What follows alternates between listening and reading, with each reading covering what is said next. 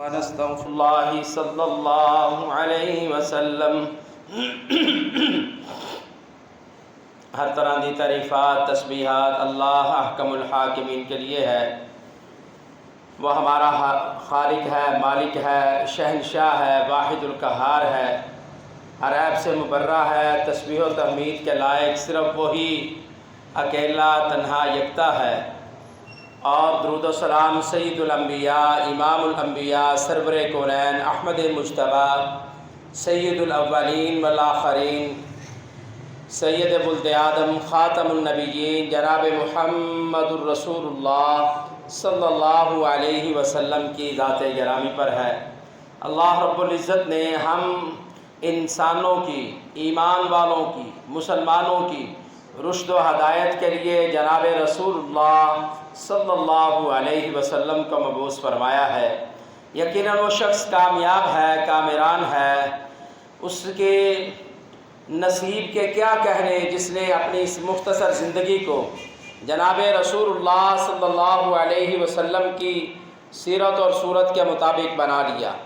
سامعین محترم، گزشتہ سے پیوستہ گزشتہ خطبہ جمعۃ المبارک ہم نے اس موضوع پر سماعت فرمایا ہے کہ رمضان المبارک میں کیے ہوئے محنت والے کام، عبادات، ریاضات، قرآن کریم کی تلاوتیں، راتوں کی عبادتیں، اللہ سے التجائیں اور دعائیں، اور روزہ، بھوک اور پیاس کو برداشت کرنا، زبان کو نافرمانی سے اور اللہ کے نافرمانی سے زبان کو روک کر رکھنا، اور اچھے اچھے اعمال جمع کرنا، اور یقیناً ہم نے الحمدللہ وہ کیے ہیں۔ تو موضوع یہ تھا کہ رمضان میں کیے ہوئے اعمال کہیں برباد نہ ہو جائیں۔ آج بھی ہم وہی سیکھیں گے، وہ برے اعمال، نافرمانی والے اعمال جن سے زندگی بھر کی نیکیاں ضائع ہو جاتی ہیں۔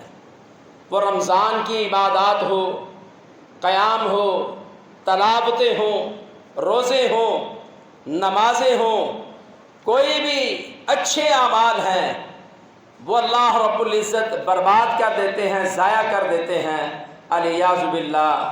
ہم اللہ رب العزت سے التجا کرتے ہیں، دعا کرتے ہیں، الہ العالمین، اے آسمان و زمینوں کے مالک، شہنشاہ، قیامت کے دن کے مالک، فیصلے کے دن کے مالک، ہم تجھ سے التجا کرتے ہیں۔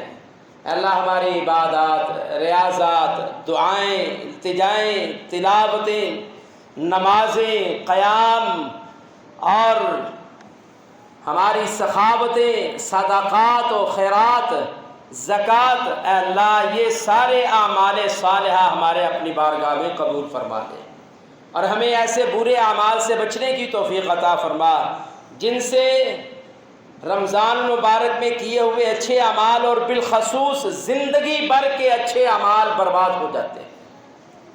تو ہم نے غالباً 6 اعمال ایسے پچھلے جمعے میں سماعت فرمائے تھے، چند ایک آج کے اس خطبے میں ہم سماعت فرمائیں گے، اور پھر انشاءاللہ العزیز اس کے بعد ہمارا ایک خطبہ بیٹی کی عظمت پر ابھی باقی ہے، انشاءاللہ اسے سماعت فرمائیں گے۔ پھر اس کے بعد ہم اسماء الحسنی، اللہ تعالیٰ کے پیارے پیارے نام، اس موضوع پر خطبات جمعۃ المبارک انشاءاللہ شروع کریں گے۔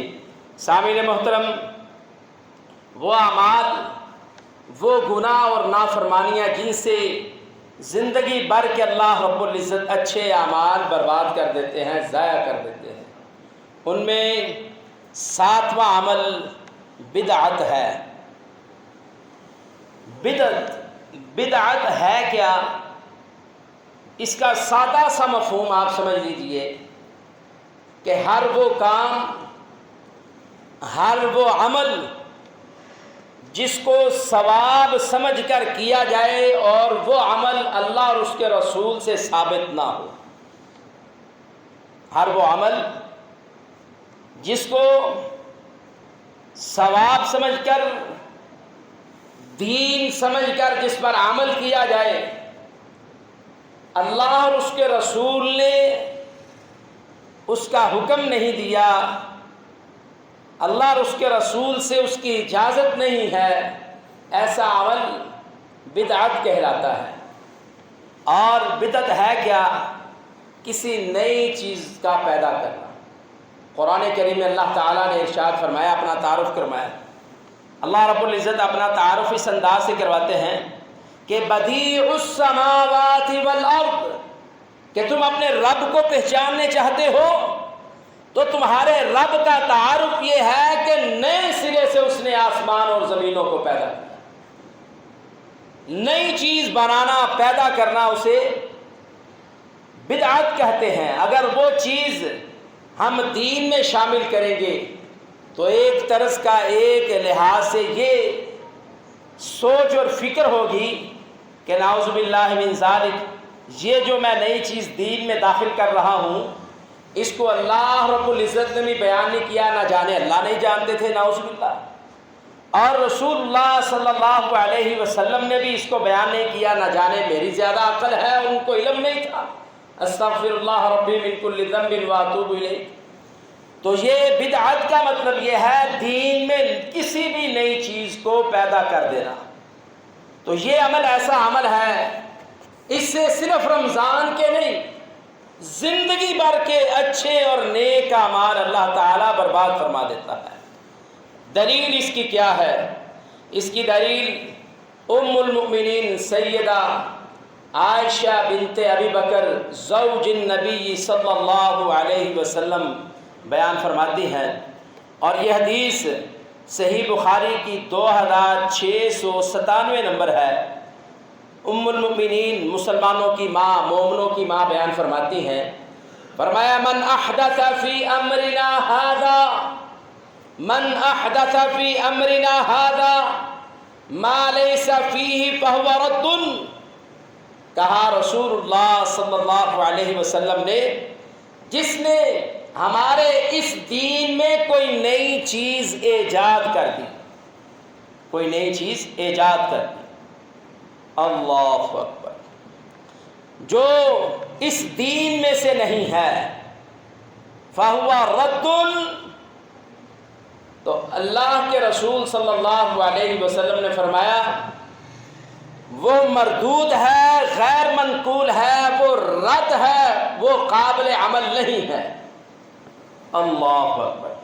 اب دیکھیے، جب کسی کو یہ بات سمجھائی جائے نا تو فوراً سے پہلے وہ کہتے ہیں جی یہ سپیکر تو دیکھو، یہ اس وقت تو نہیں تھا، اب یہ بھی بدعت ہو گئی۔ کیوں جی ڈاکٹر صاحب؟ کہتے ہیں یہ موٹر سائیکل تو اس وقت نہیں تھی، اب یہ آپ استعمال کرتے ہیں تو یہ بھی بدعت ہو گئی۔ یہ لائٹ وغیرہ اس وقت نہیں تھی، تو اب ان لائٹوں کو آپ بناتے ہو، ان سے کاروبار کرتے ہو، ان کو چلاتے ہو، جلاتے ہو، روشنی لیتے ہو، اب یہ بھی بدعت ہے۔ کیوں بھائی؟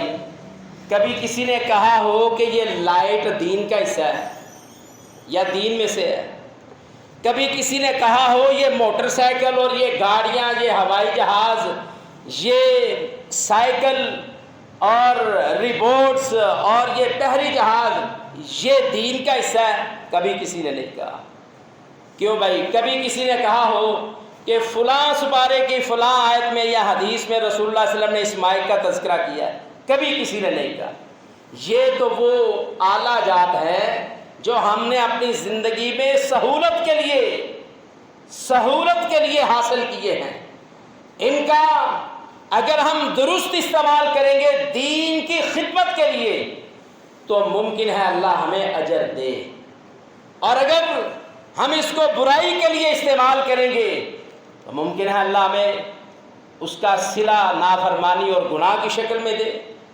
لیکن کبھی کسی نے ان کو دین کا حصہ نہیں کہا۔ مثال کے طور پر آج کل اور بھی زیادہ اس میں ترقی ہو گئی ہے، انٹرنیٹ کا دور ہے، آن لائن معاملہ ہے، اور دنیا کے اندر 3G تو اب برائے نام ہے، 4G ہے، 5G ہے۔ یہ وہ ٹیکنالوجیز ہیں جن سے انسان بہت زیادہ ترقی کر چکا ہے۔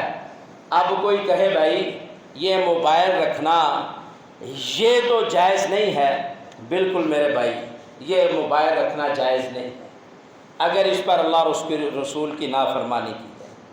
یہ تو ایک آلہ ہے، اب آپ کی مرضی ہے کہ اس کو درست استعمال کرے، آپ کی مرضی ہے اس کو غلط اور منفی استعمال کریں۔ کہیں بھی قرآن اور حدیث میں یہ نہیں آیا کہ فلاں کمپنی کا موبائل لوگے تو تمہیں اجر اور ثواب ملے گا۔ کیوں جی کبھی کسی مولانا صاحب نے کہا ہو؟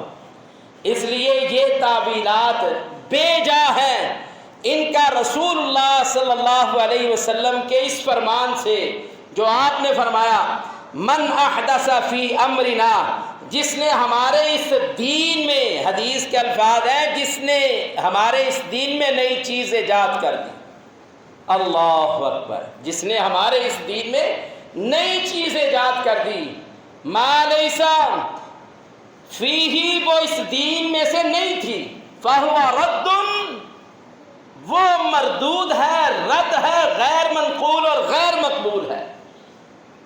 اللہ اکبر۔ تو یہ موبائل، یہ گاڑیاں، ویسے گاڑی کا تذکرہ اللہ تعالیٰ نے قرآن کریم میں کیا ہے۔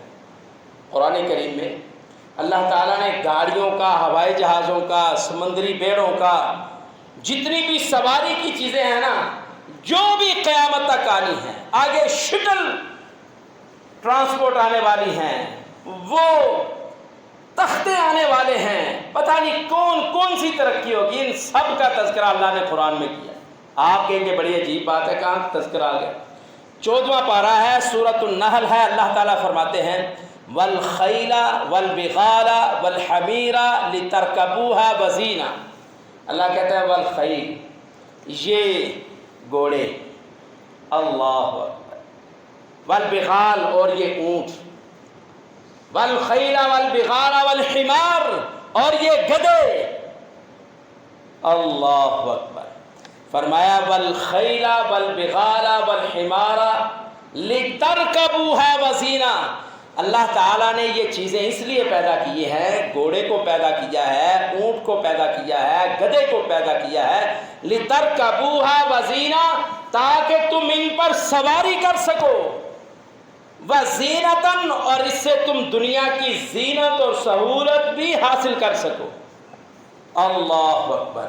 اور آگے کیا فرمایا؟ اب 3 چیزوں کا تذکرہ اس آیت میں اللہ نے کیا، گھوڑے کا، اونٹ کا اور گدھے کا۔ آگے فرمایا وَيَخْلُقُ مَا لَا تَعْلَمُونَ، اللہ تعالیٰ آنے والے وقتوں میں ایسی چیزوں کو پیدا فرمائیں گے جن کو تم دور دور تک نہیں جانتے۔ کیوں جی؟ اب سواریاں جتنی بھی ہیں سفر کرنے کے لیے، وزن اٹھانے کے لیے، یہ جتنی چیزیں ہیں، اب گھوڑوں کی جدید ترین جو شکل ہے وہ 125 موٹر سائیکل ہے، 70 موٹر سائیکل ہے، اور یہ جو اونٹ ہیں، چونکہ یہ زیادہ وزن کھینچنے والے تھے، یہ زیادہ گھوڑے سے طاقتور تھے، تو آج اس کی شکل میں یہ بڑے بڑے ٹرک ہیں، اللہ اکبر، اور اس سے بھی بڑے جہاز ہیں جن پر نقل و حمل بھی کیا جاتا ہے، وزن بھی اٹھایا جاتا ہے اور سواریاں بھی اختیار کی جاتی ہیں۔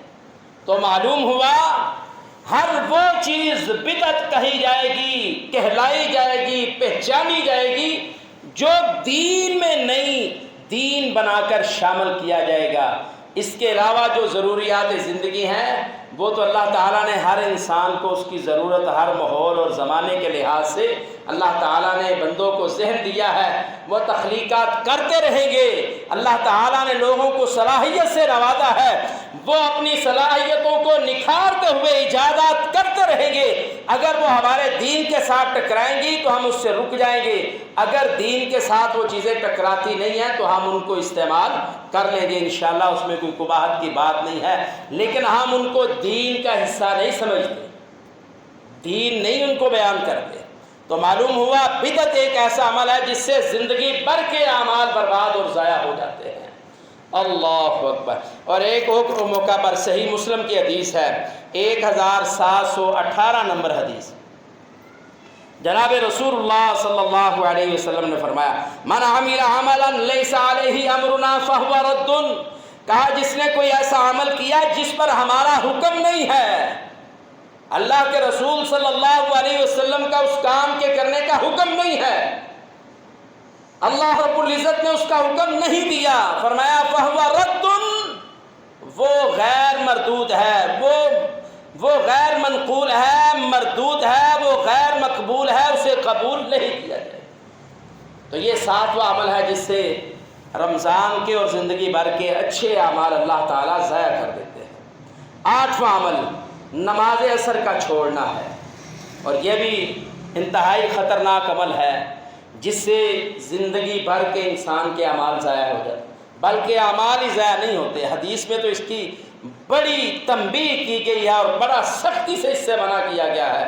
رسول اللہ صلی اللہ علیہ وسلم کے صحابی سیدنا حضرت ابو الملیح رضی اللہ تعالیٰ عنہ بیان فرماتے ہیں، صحیح بخاری کی 553 نمبر حدیث ہے، کہا نبی علیہ الصلوۃ والسلام نے من ترک صلاۃ العصر فقد حبط عملہ، کہا جس نے نماز عصر چھوڑ دی، جس نے نماز عصر چھوڑ فقد حبط عملہ، اس کے سارے اعمال اللہ تعالیٰ ضائع کر دیں گے۔ انا للہ و انا الیہ راجعون۔ عصر کا ٹائم ہے، بڑا انسان کو بڑا محبوب ہے، اگر وہ کاروباری ہے، محنت مزدوری کرنے والا ہے، دکان والا ہے، کارخانے والا ہے، کوئی بھی ہے، یہ ٹائم اسے پسند پڑا ہے۔ دن کی گرمی گزری ہوئی ہوتی ہے، دوپہر گزر چکی ہوتی ہے، شام کی طرف وقت آ رہا ہوتا ہے، اسے گھر میں جانے کی جلدی ہوتی ہے، بچوں میں جانے کی اس کی خواہش ہوتی ہے، اور وہ اپنی دکان کو، کاروبار کو، مزدوری کو، کارخانے کو سمیٹنا چاہتا ہے، اور ایسے وقت میں نماز عصر بھی آ جاتی ہے۔ ادھر اس کو ٹائم ہوتا ہے جی میں نے 5 بجے چھٹی کرنی ہے، تو ابھی نماز پڑھنے گیا تو آدھا گھنٹہ تو لگ جائے گا، کتنا بڑا فکر ہے۔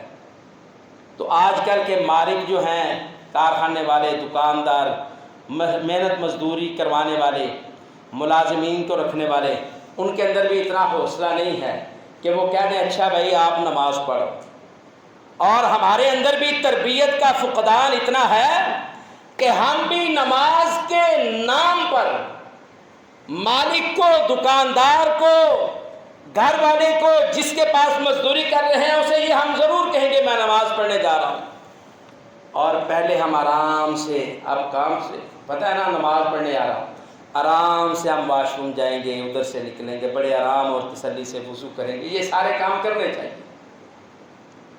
پھر ہم بڑے اچھے طریقے سے اٹھیں گے آرام سے اور نماز پڑھیں گے، اور نماز پڑھنے کے بعد پنکھا چل رہا ہوگا، تھوڑی دیر لیٹ بھی جائیں گے، بیچارہ مالک انتظار کر رہا ہے۔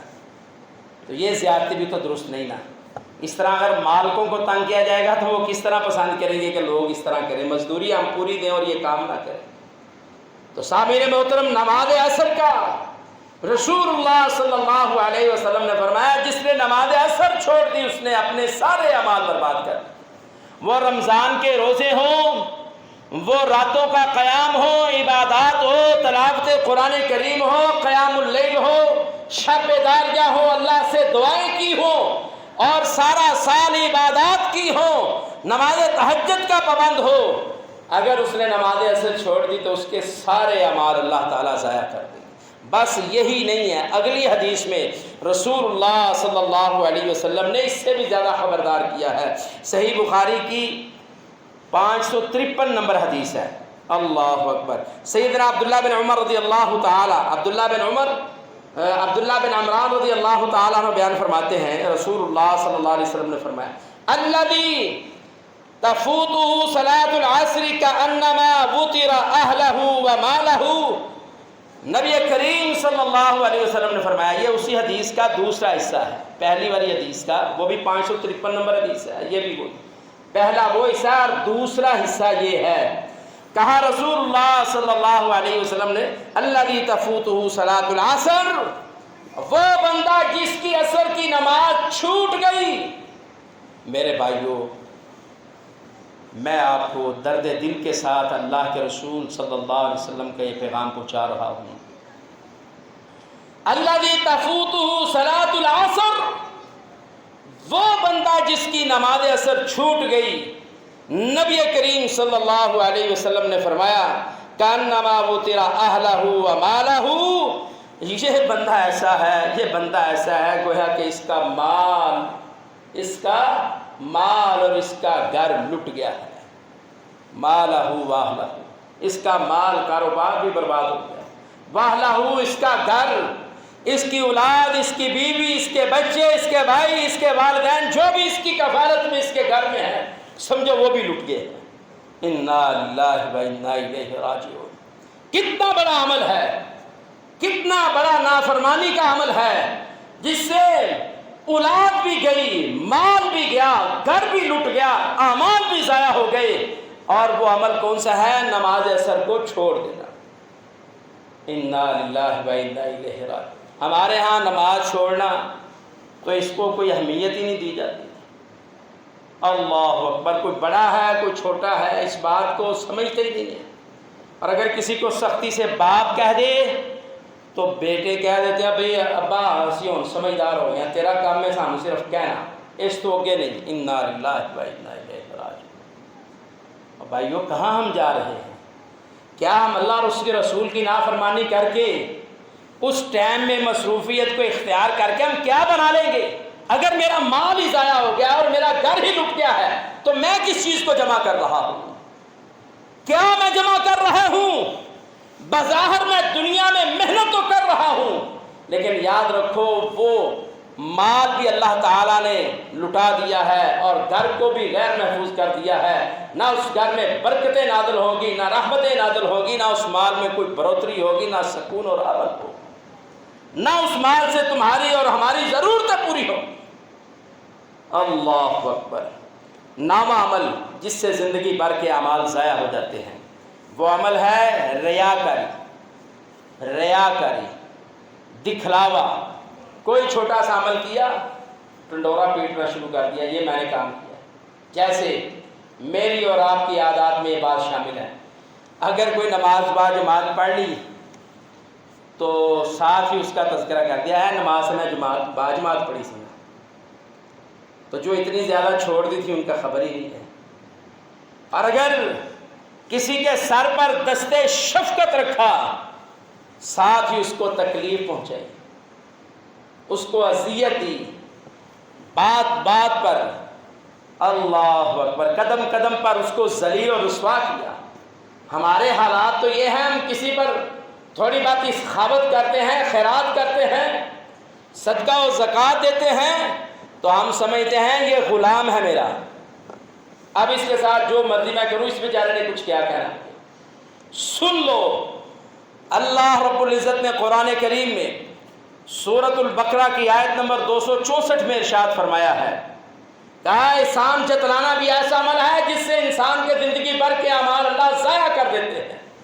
فرمایا یا ایھا الذین آمنوا لا تبطلوا صدقاتکم بالمن والاذی، اے وہ لوگوں جو ایمان لائے ہو، کافروں سے، یہود و نصارہ، عیسائیوں، مجوسیوں، ہندوؤں سے نہیں کہا، ان لوگوں سے کہا ہے جنہوں نے لا الہ الا اللہ محمد الرسول اللہ پڑھا ہے، جنہوں نے اللہ کی توحید کا اقرار کیا ہے، محمد الرسول اللہ صلی اللہ علیہ وسلم کی رسالت کو مانا ہے، آپ کو خاتم النبیین تسلیم کیا ہے، ان سے مخاطب ہو کر کہا اے ایمان والو لا تبطلوا صدقاتکم، اپنے صدقات کو ضائع نہ کرو، اپنے اچھے اعمال کو ضائع نہ کرو، بالمن والاذی، بالمن والاذی، احسان جتلا کر اور جس پر نیکی کر رہے ہو، صدقہ کر رہے ہو، اسے تکلیف دے کر اپنے اعمال، اپنے صدقات کو ضائع نہ کرو۔ اللہ اکبر۔ رہی بات ریاکاری کی، تو ریاکاری ایسا عمل ہے، رسول اللہ صلی اللہ علیہ وسلم کی صحیح حدیث الصحیح الجامع الصغیر میں امام البانی رحمہ اللہ تعالیٰ نے اسے صحیح کہا ہے، 2825 نمبر حدیث ہے۔ یہ رسول اللہ صلی اللہ علیہ وسلم نے فرمایا من عمل منہم عمل الآخرۃ للدنیا لم یکن لہ فی الآخرۃ نصیب، اللہ کے رسول صلی اللہ علیہ وسلم نے فرمایا اس امت نے جس نے آخرت کا عمل اس دنیا کے لیے کیا، کیوں بھائی؟ نماز آخرت کے لیے نا، روزے آخرت کے لیے، صدقات و خیرات آخرت کے لیے، نیکی کا حکم دینا یہ آخرت میں اس کا ہم نے اجر لینا ہے اللہ تعالیٰ سے۔ ان سارے اعمال کا مطمع نظر یہ ہے کہ ہم نے اللہ کے دربار میں حاضر ہونا ہے، اللہ سے جنت کی شکل میں کامیابی حاصل کرنی ہے۔ یہ اعمال ہم آخرت کے لیے کر رہے ہیں، کسی سے صلہ رحمی کر رہے ہیں تو اس کا صلہ بھی ہم نے اللہ تعالیٰ سے لینا ہے آخرت میں کامیابی کی شکل میں۔ رسول اللہ صلی اللہ علیہ وسلم نے فرمایا اس امت نے جس نے آخرت کا عمل اس دنیا کے لیے کیا، کیا مطلب؟ ریاکاری، نماز پڑھنا تو آخرت کے لیے تھا، یہاں نماز پڑھی امام پر روب ڈالا، یہاں نماز پڑھی جو غریب نمازی تھا اس پر روب ڈالا، نماز پڑھی محلے داروں کو تنگ کیا، اور تو نہیں پتا ہے نماز پڑھنا۔ اللہ اکبر، اچھے اعمال کیے دنیا کے لیے کیے، آخرت کی سوچ ہی نہیں تھی۔ رسول اللہ صلی اللہ علیہ وسلم نے فرمایا لم یکن لہ فی الآخرۃ نصیب، ایسے بندے کے اللہ سارے اعمال ضائع کر دے گا۔ لم یکن لہ فی الآخرۃ نصیب، آخرت میں اس کا کوئی کامیابی کے لیے عمل ہوگا ہی نہیں، حصہ ہی نہیں ہوگا۔ انا للہ و انا الیہ راجعون۔ سیدنا ابو ہریرہ رضی اللہ تعالیٰ عنہ مدینے میں تشریف فرما تھے۔ ایک تابعی اسے کہتے ہیں جس نے ایمان کی حالت میں کسی صحابی سے ملاقات کی ہو، اسے کیا کہتے ہیں؟ تابعی شفیع اصبہی رحمۃ اللہ علیہ کہتے ہیں میں نے دیکھا سیدنا ابو ہریرہ رضی اللہ تعالیٰ عنہ مدینے میں اپنی مسند پر بیٹھے ہوئے ہیں، لوگوں کو احادیث اور قرآن کی تعلیم دے رہے ہیں۔ کہتے ہیں میں بھی بیٹھ گیا ان میں نے بھی ان سے سنا۔ جب فارغ ہوئے مجھے موقع ملا، میں سیدنا ابو ہریرہ رضی اللہ تعالیٰ عنہ کے پاس ہو گیا۔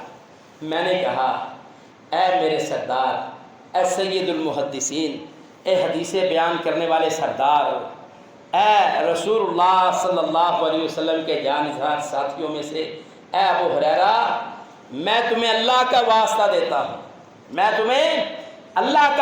دیتا ہوں، مجھے وہ حدیث بیان کیجئے جس طرح میں آپ کے سامنے بیٹھا ہوں، آپ اللہ کے رسول صلی اللہ علیہ وسلم کے سامنے بیٹھے تھے اور آپ نے اللہ کے رسول صلی اللہ علیہ وسلم سے وہ حدیث سنی ہے، مجھے وہ حدیث بیان کی۔ تو وہ کوئی ایک حدیث تو نہیں تھی، صحابہ کرام رضوان اللہ علیہم اجمعین میں سب سے زیادہ حدیثیں بیان کرنے والے کون تھے؟ سیدنا ابو ہریرہ رضی اللہ تعالیٰ، سفر میں ساتھ ہوتے تھے، حضر میں ساتھ ہوتے تھے۔ اللہ اکبر، اگر کبھی موقع ملا تو ان کی سیرت پر انشاءاللہ ہم بات کریں گے، پھر ہمارا آپ کا بھی ایمان اللہ اکبر باغ ہوگا سن کر کہ یہ صحابہ نے اس انداز سے اللہ کے رسول صلی اللہ علیہ وسلم کی خدمت کیا اور آپ سے دین سیکھا ہے، کتنی مشکلات کے باوجود انہوں نے دین کو چھوڑا نہیں ہے۔ وہ اللہ اکبر شفیع صحابی اصبہی کہتے ہیں مجھے سیدنا ابو ہریرہ رضی اللہ تعالیٰ نے کہا اچھا میں تمہیں بیان کرتا ہوں، اور پھر زور سے چیخ ماری اور بے ہوش ہو گئے۔ کون بے ہوش ہوئے؟ ابو ہریرہ رضی اللہ تعالیٰ۔ کہتے ہیں میں وہاں بیٹھا رہا، پریشان ہوا، جب ان کو ہوش آیا تو پھر انہوں نے کہا شفیع اصبہی، میں تمہیں اللہ کے رسول صلی اللہ علیہ وسلم کی وہ حدیث بیان کرتا ہوں۔ پھر زور سے چیخ ماری اور بے ہوش ہو گئے۔ اللہ اکبر۔ شفیع اصبہی رحمت اللہ علیہ تابعی کہتے ہیں میں پھر وہاں انتظار میں رہا، پھر ان کو ہوش آیا تو کہنے لگے شفیع اصبہی، میں تمہیں اللہ کے رسول صلی اللہ علیہ وسلم کی وہ حدیث بیان کرتا ہوں۔ پھر انہوں نے زور سے چیخ ماری اور بے ہوش ہو گئے۔ کہتے ہیں کہ اب کی بار میں نے ان کو اپنے کندھے پر بھی رکھ لیا، وہ بے ہوش ہو گئے اور میں نے سہارا دیا اور میرے کندھے پر ہی رہے۔ کافی دیر میں بھی ایسے ہی رہا کہ یہ نیچے نہ گرے اور وہ بھی میرے کندھے پہ بے ہوش پڑے رہے۔ جب ان کو ہوش آیا تو وہ بڑے ہی پریشان تھے، ان کی حالت بڑی ڈری ہوئی تھی، غمگین تھی۔ وہ مجھے کہنے لگے اللہ کے رسول صلی اللہ علیہ وسلم کے پاس میں آپ علیہ الصلوۃ والسلام کے گھر میں موجود تھا۔ اللہ اکبر۔ آپ علیہ الصلوۃ والسلام نے ارشاد فرمایا، کہا ابو ہریرہ کہتے ہیں، اور یہ بات بھی اس وقت کی ہے کہ میرے اور رسول اللہ صلی اللہ علیہ وسلم کے ساتھ کوئی تیسرا انسان نہیں تھا۔ ابو ہریرہ رضی اللہ تعالیٰ عنہ کہتے ہیں، اللہ کے رسول صلی اللہ علیہ وسلم نے مجھے فرمایا، کہا ابو ہریرہ 3 شخص ایسے ہیں جن سے کل قیامت کے دن جہنم کی آگ کو بھڑکایا جائے گا، مطلب ان کے زندگی بھر کے تمام اعمال اللہ تعالیٰ ضائع کر دیں گے۔ کہا ان میں سے، حدیث لمبی ہے، ہمارا وقت ختم ہو چکا ہے، شارٹ کٹ میں یہ بات کہنے لگا ہوں۔ ابو ہریرہ رضی اللہ تعالیٰ عنہ کہتے ہیں وہ 3 شخص ہیں، ان میں سے پہلا حافظ قرآن قاری قرآن ہے۔ اللہ تعالیٰ اسے اپنے سامنے کل قیامت کے دن محشر کے میدان میں کھڑا کریں گے اور پوچھیں گے، اے حافظ قرآن قاری قرآن بتلا، میں نے تمہیں زندگی دی تھی، دنیا میں پیدا کیا تھا، تو کیا کر کے آیا ہے؟ وہ کہے گا، اللہ میں نے تیرے قرآن کو پڑھا، سیکھا، سکھلایا، اس کا میں پرچار کرتا رہا، میں نے بڑا قرآن پڑھا، بڑا لوگوں کو سنایا۔ اللہ رب العزت کہیں گے، کذبتا، تو جھوٹ بولتا ہے، تو نے قرآن بھی حفظ کیا تھا، اس میں کوئی شک کی بات نہیں، قاری بھی تھا، لوگوں کو سمجھاتا بھی تھا اور پڑھاتا بھی تھا، لیکن اس کے پیچھے تیری سوچ آخرت نہیں تھی، دنیا تھی۔ یہ عمل تو آخرت کے لیے تھا نا، لیکن تو ریاکاری کے لیے یہ کام کرتا رہا۔ تو یہ چاہتا تھا کہ لوگ کہے فلاں جو قاری ہے، فلاں حافظ ہے، فلاں عالم ہے، فلاں جو مبلغ ہے، تقریر کرنے والا مقرر اور خطیب ہے، کیا کہنے اس کے، کیا بات اس کی۔ تو یہ چاہتا تھا۔ جھوٹا، تو نے میرے لیے تو وہ کام ہی نہیں کیا، تو نے دنیا کے لیے کام کیا تھا، اور دنیا میں ہر طرف ہم نے تیرے نام کو پھیلا دیا۔ لوگ تجھے قاری صاحب بھی کہتے تھے، عالم بھی کہتے تھے، حافظ بھی کہتے تھے، خطیب اور مقرر، شعلہ بیاں بھی کہتے تھے، شیریں بیاں بھی کہتے تھے۔ جو تو چاہتا تھا دنیا میں ہم نے اس کا صلہ تمہیں دے دیا ہے، آج آخرت میں تیرے لیے ہمارے پاس کوئی صلہ نہیں۔ فرشتے بھی اسے کہیں گے تو جھوٹ بول رہا ہے۔ رسول اللہ صلی اللہ علیہ وسلم نے فرمایا، ابو ہریرہ کہتے ہیں کہ اللہ کے رسول صلی اللہ علیہ وسلم نے فرمایا، فرشتے اس کو پاؤں کے بل گھسیٹ کر، اوندے منہ اس کا نیچے کی طرف ہوگا، پاؤں سے پکڑ کر گھسیٹ کر جہنم گھسیٹ کر۔ یہ وہ پہلا شخص ہوگا جس سے قیامت کے دن جہنم کو بھڑکایا جائے گا۔ دنیا میں کیے ہوئے سارے اعمال ریاکاری کی وجہ سے اللہ تعالیٰ برباد کر دیں گے۔ پہلا یہ بندہ ہے۔ دوسرا وہ ہے عالم دین۔ قاری حافظ ہونا علیحدہ ڈگری ہے، عالم دین ہونا علیحدہ ڈگری۔ وہ عالم دین، اللہ اکبر۔ اللہ تعالیٰ اسے کہیں گے، ہاں میرے بندے، تم نے دنیا میں، میں نے تمہیں زندگی دی، کیا کیا؟ کہے گا، اللہ میں نے بڑا دین سیکھا، درس نظام کیا، میں نے دنیا کی تعلیم حاصل کی، میں نے فلاں ڈگری لی، فلاں ڈگری لی، میں نے تیرے دین کو سیکھا، سکھاتا رہا، لوگوں تبلیغ کرتا رہا۔ اللہ کہیں گے، کذبتا، تو جھوٹ بول رہا ہے۔ فرشتے بھی کہیں گے، اے انسان تو جھوٹ بول، تو یہ چاہتا تھا کہ لوگ کہیں کہ جتنی ڈگریاں اس کے پاس ہیں، پوری دنیا میں اتنا پڑھا ہوا کوئی ہے ہی نہیں، یہ بڑا پڑھا ہوا ہے، یہ فلاں یونیورسٹی کا پڑھا ہے، فلاں ادارے کا پڑھا ہے، بات کرتا ہے تو موتی پرو دیتا ہے، بات کرتا ہے تو کیا بات ہے، ذرا ٹھاٹ بات تریٹ چوٹ کر دیتا ہے۔ کذبتا، تو جھوٹ بول رہا ہے۔ تو چاہتا تھا دنیا میں تیرا نام بلند ہو، لوگ تجھے عزت دیں، تیرا اچھا نام لے، ہم نے وہ دنیا میں تمہیں سب کچھ دے دیا۔ نبی کریم صلی اللہ علیہ وسلم نے فرمایا، اللہ حکم دیں گے فرشتوں کو، وہ اس کو پاؤں سے پکڑیں گے، اوندا منہ گھسیٹ کر جہنم میں رسید کر۔ یہ وہ دوسرا بندہ ہوگا جس سے قیامت کے دن جہنم کی آگ بھڑکائی جائے گی۔ تیسرا شخص کون ہے؟ بلکہ پہلا عالم دین، حافظ قرآن، قاری قرآن، دوسرا جو ہے وہ مالدار، سخی آدمی۔ غلطی لگ گئی، میں نے عالم دین کا نام لیا دوسری دفعہ بھی، وہ پہلی کیٹیگری میں ہی آتے ہیں۔ دوسرا بندہ وہ ہے جو سخاوت کرتا ہے، مال کو صدقہ و خیرات ہی کرتا رہتا ہے۔ تیسرا بندہ وہ جس نے اپنی جان اللہ کے راستے میں پیش کی ہوگی، شہید۔ شہید کو اللہ اپنے سامنے کھڑا کریں گے. یہ ریاکاری کی ڈیفینیشن میں ہم حدیث سن رہے ہیں. اللہ تعالیٰ کہیں گے اس شہید سے بتا دنیا میں تمہیں میں نے بھیجا تھا, کڑیل جوان بنایا تھا, کیا کیا؟ وہ کہے گا اللہ دنیا میں میں نے تیرے دین کی سر بلندی کے لیے تیرے دشمنوں سے لڑتا رہا, مظلوموں کی مدد کرتا رہا, ضرورت مندوں کے کام آتا رہا, حتیٰ کہ اپنی جان ہی میں نے اپنے تیرے نام قربان کر دی. اللہ کہیں گے کذبتا, فرشتے بھی کہیں گے کذبتا, جھوٹ بولتا ہے تم. دنیا میں تو جہاد اس لیے کیا, شہید اس لیے ہوا کہ لوگ کہیں فلاں بن فلاں, فلاں کا پتر, فلاں کا پوترا, فلاں خاندان, فلاں علاقے کا بندہ بڑا بہادر تھا, بڑا بہادر. اس سے تو جناب فلاں بھی ڈر گیا تھا, اس سے فلاں بھی ڈر گیا تھا, فلاں بھی اس نے کر دیا. اللہ کہیں گے جو تو چاہتا تھا تیرے نام کو ہم نے بلند کر دیا, تیرے نام کو بلند کر دیا. لوگوں نے تمہیں دنیا میں وہ سب کچھ دے دیا, اب آخرت میں تیرے لیے ہمارے پاس دینے کا کوئی اجر اور ثواب نہیں ہے. اللہ تعالیٰ فرشتوں کو حکم دے گے اس بندے کو بھی, شہید کو بھی پاؤں سے پکڑ کر اوندے منہ کھینچ کر جہنم رسید کر دیا جائے گا. یہ وہ 3 شخص ہوں گے جن کو کل قیامت کے دن جہنم جن سے بھڑکائی جائے گی. ان کا عمل ریاکاری والا عمل ہوگا, دنیا کے دکھلاوے کے لیے عمل کیے ہوں گے. پہلا حافظ قرآن عالم دین, دوسرا مالدار سخی اور سخاوت کرنے والا, اور تیسرا مجاہد شہید جو اللہ کے راستے میں اپنی جان دے گا. اللہ رب العزت سے دعا, اللہ رب العزت ہمیں ایسی بدبختی سے بچا لے جس کی وجہ سے زندگی بھر کے اچھے اعمال اللہ تعالیٰ ضائع کر دیتا ہے. اے اللہ تو ہمیں ایسی نافرمانیوں سے محفوظ فرما لے. اے اللہ ہمارے اچھے اعمال, عبادات, ریاضات, روزے, عمرے, حج, زکوٰۃ, صدقات, جہاد, شہادتیں, اے اللہ تیرے راستے میں نکلنا, تیرے بندوں کے کام آنا, ضرورت مندوں کی ضرورتوں کو پورا کرنا, سخاوتیں کرنا, یتیموں مسکینوں کی مدد کرنا, ضرورت مندوں کے کام آنا, صلہ رحمیاں کرنا.